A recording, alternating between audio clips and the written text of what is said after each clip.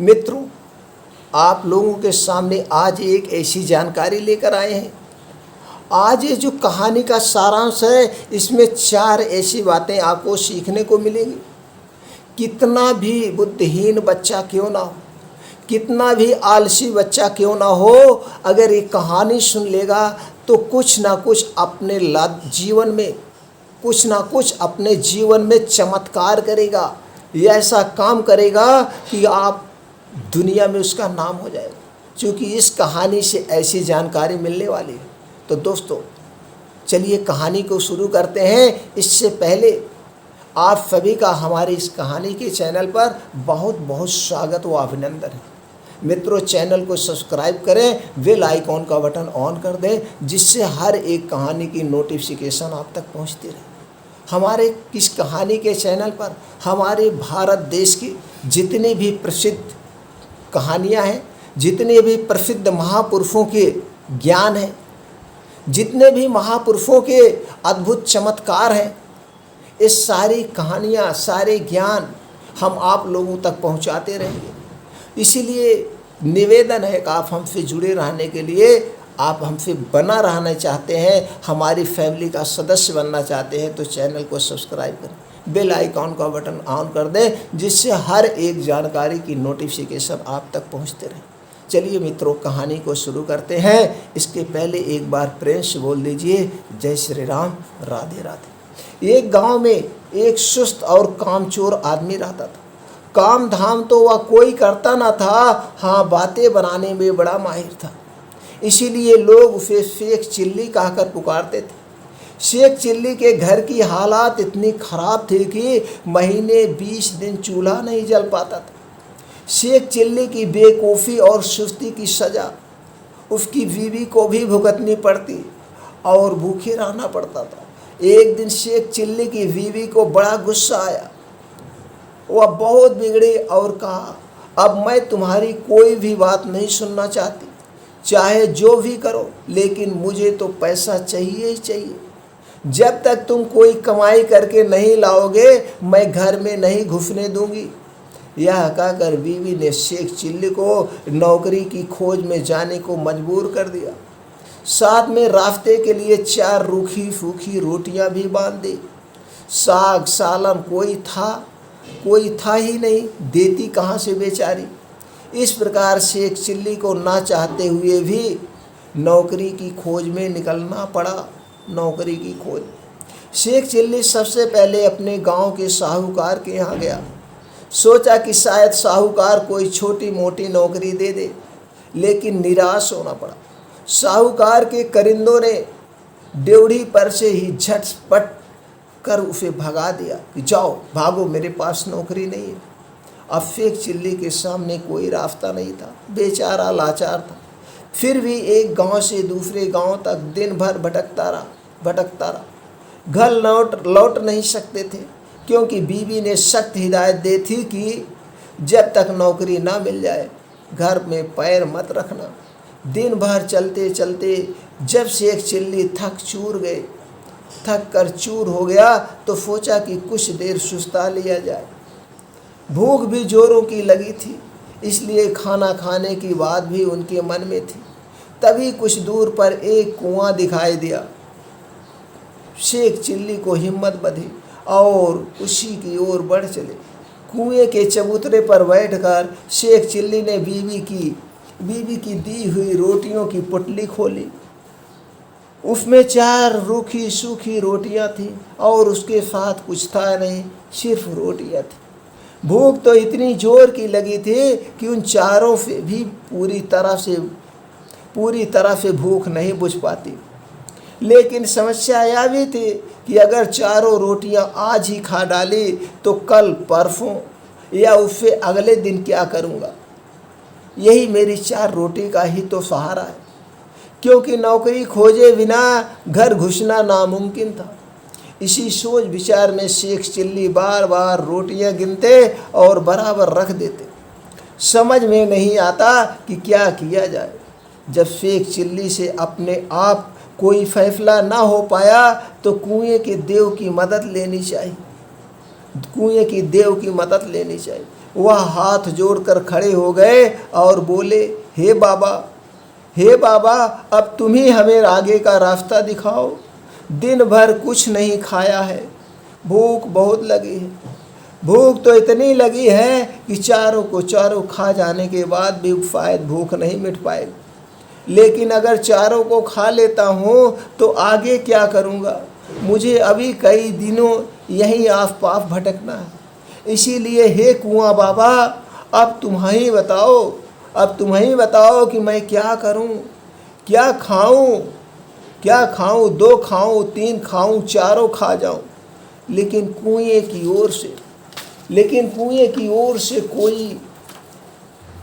कोई जवाब नहीं मिला। वह बोला, बोल तो सकता नहीं था, इसलिए कैसे जवाब देता? कुआं से कहाँ आवाज़ आती? उस कुएं के अंदर 4 परियां रहती थी। उन्होंने जब फेंक चिल्ले की आवाज़ सुनी तो सोचा कि कोई दानव आया है जो उन्हीं चारों को खाने की बात सोच रहा है। इसलिए तय किया कि चारों को कुएं से बाहर निकलकर उस दानव से विनती करनी चाहिए ताकि वह उन्हें ना खाए। यह सोचकर चारों परियां कुएं से बाहर निकल आए। हाथ जोड़कर वह फेंक चिल्ली से बोली, हे दानवराज, आप तो बड़े बलशाली हैं। आप व्यर्थ ही हम चारों को खाने की बात सोच रहे हैं। अगर आप हमें छोड़ दें तो हम कुछ ऐसी चीज़ें आपको दे सकती हैं जो आपके बड़े काम आएंगी। परियों को देखकर, उनकी बातें सुनकर शेख चिल्ली हक्के बक्के रह गए। समझ में ना आया कि क्या जवाब दे। लेकिन परियों ने इस चुप्पी का यह मतलब निकाला कि उनकी बात मान ली गई। इसलिए उन्होंने एक कठपुतला व एक कटोरा शेख चिल्ली को देते हुए कहा, हे दानवराज, आपने हमारी बात मान ली है, इसलिए हम सब आपको बहुत उपकार मानती हैं। साथ ही अपनी यह दो तुच्छ भेंटें आपको दे रही हैं। यह कठपुतला हर समय आपकी नौकरी बचाएगा। जो भी नौकरी कहेंगे वो बजाएगा, जो भी कहेंगे वो करेगा। आप जो कुछ कहेंगे वो करेगा। और यह कटोरा वह हर एक खाने की चीज़ आपके सामने पेश करेगा जो आप इससे मांगेंगे। इसके बाद परियां फिर कुएं के अंदर चली गई। इस सबसे शेख चिल्ली की खुशी की सीमा ना रही। उसने सोचा कि अब घर लौट चलना चाहिए, क्योंकि बीवी जब इन दोनों चीज़ों के कर्तव्य देखेगी तो फूली नहीं समाएगी। लेकिन सूरज डूब चुका था और रात घिर आई थी। इसीलिए शेख चिल्ली के पास के एक गांव में चले गए और एक आदमी से रात भर के लिए अपने यहाँ ठहरा लेने को कहा। यह भी वादा किया कि इसके बदले में वह घर के सारे लोगों को अच्छे अच्छे पकवान व मिठाइयाँ खिलाएगा। वह आदमी तैयार हो गया और शेख चिल्ली को अपनी बैठक में ठहरा लिया। शेख चिल्ली ने भी अपने कटोरे को निकाला और उसने अपने कर्तव्य दिखाने को कहा। बात में खाने की अच्छी चीज़ों के ढेर लग गए। जब सारे लोग खा पी चुके तो उस आदमी की घरवाली जूठे बर्तनों को लेकर नाली की ओर चली। यह देखकर शेख चिल्ली ने उसे रोक दिया और कहा कि मेरा कठपुतला बर्तन साफ कर दे, इसे भी साफ कर देना। शेख चिल्ली के कहने भर की देर थी कि कठपुतले ने सारे के सारे काम बर्तन पल भर में निपटा डाले। शेख चिल्ली के कठपुतले और कटोरे के यह अजीबोगरीब कर्तव्य देखकर गांव के उस आदमी और उसकी बीवी के मन में लालच आ गया। शेख चिल्ली जब सो गए तो वह दोनों चुपके से उठे और शेख चिल्ली के कटोरे व कठपुतले को चुरा कर उनकी जगह एक नकली कठपुतला और नकली कटोरा रख दिया। शेख चिल्ली को यह बात पता ना चली। सवेरे उठकर उन्होंने हाथ मुंह धोया और दोनों नकली चीज़ें लेकर घर की ओर चल दिया। घर पहुंचकर उन्होंने बड़ी डींगे हाँकी और बीवी से कहा, भगवान भाग्यवान, अब तुम्हें कभी किसी बात के लिए झीकना नहीं पड़ेगा। न घर में खाने को किसी चीज़ की कमी रहेगी और न ही कोई काम हम करेंगे, तुम्हें करना पड़ेगा, ना हम करेंगे ना तुम करोगे। तुम जो चीज़ें खाना चाहोगी मेरा यह कटोरा तुम्हें खिलाएगा, और जो काम करवाना चाहोगी मेरा यह कठपुतला सब कर डालेगा। लेकिन शेख चिल्ली की बीवी को इन बातों पर विश्वास न हुआ। उसने कहा, तुम तो ऐसी डींगे रोज ही मारा करते हो, कुछ करके दिखाओ तो जानूं। हाँ क्यों नहीं, शेख चिल्ली ने तपाक से जवाब दिया और कटोरा व कठपुतले में अपने अपने कर्तव्य दिखाने को कहा। लेकिन वह दोनों चीज़ें तो नकली थी, अतः शेख चिल्ली की बात झूठी निकली। नतीजा यह हुआ कि उनकी बीवी पहले से ज़्यादा नाराज हो उठी। कहा, तुम मुझे इस तरह धोखा देने की कोशिश करते हो।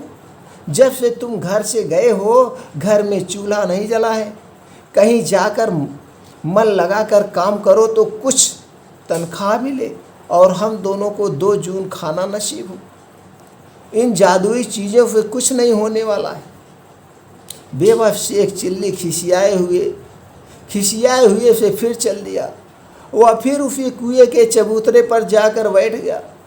समझ में नहीं आ रहा था कि वह क्या किया जाए। जब सोचते सोचते वह हार गया और कुछ भी समझ में ना आया तो उनकी आंखें छलछला आई और रोने लगा।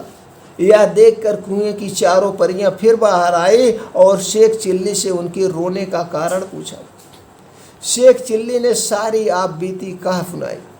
परियों को हंसी आ गई। वह बोली, हमने तो तुमको कोई भयानक दानव समझा था और इसीलिए खुश करने के लिए वह चीज़ें दी थी, लेकिन तुम तो बड़े ही भोले भाले और सीधे आदमी निकले। खैर घबराने की ज़रूरत नहीं है, हम तुम्हारी मदद करेंगे। तुम्हारा कठपुतला और कटोरा उन्हीं लोगों से ने चुराया है जिनके यहाँ रात को तुम रुके थे। इस बार तुम्हें एक रस्सी व डंडा दे रही हूँ।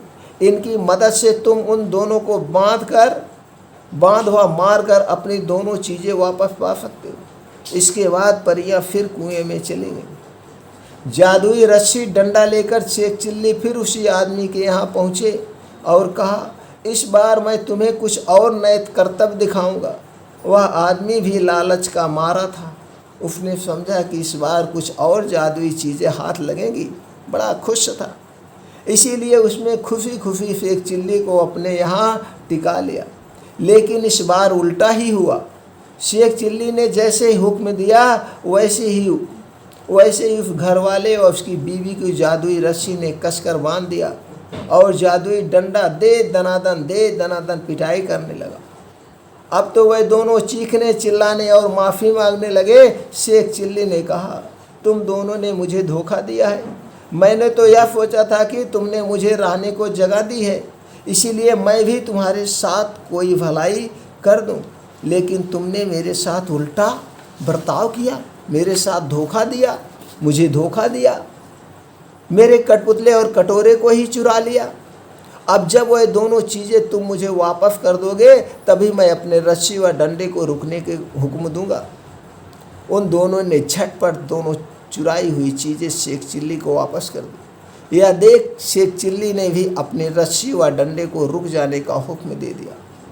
अब अपनी चारों जादुई चीज़ें लेकर शेख चिल्ली प्रसन्न मन से घर को वापस लौट पड़े। जब बीवी ने फिर देखा कि शेख चिल्ली वापस आ गए तो उसे बड़ा गुस्सा आया।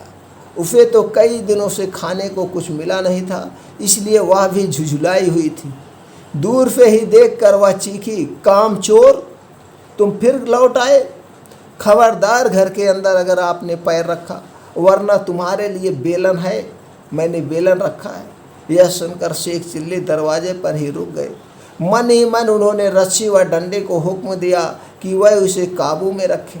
रस्सी और डंडे ने अपना काम शुरू कर दिया। रस्सी ने कसकर बांध दिया और डंडे ने पिटाई शुरू कर दी। यह जादुई कर्तव्य देखकर बीवी ने भी अपने सारे हथियार डाल दिए और कभी वैसा बुरा बर्ताव न करने का वादा किया। तभी उसे भी रस्सी व डंडे से छुटकारा मिला। अब शेख चिल्ली ने अपने कठपुतले व कटोरे को हुक्म देना शुरू किया।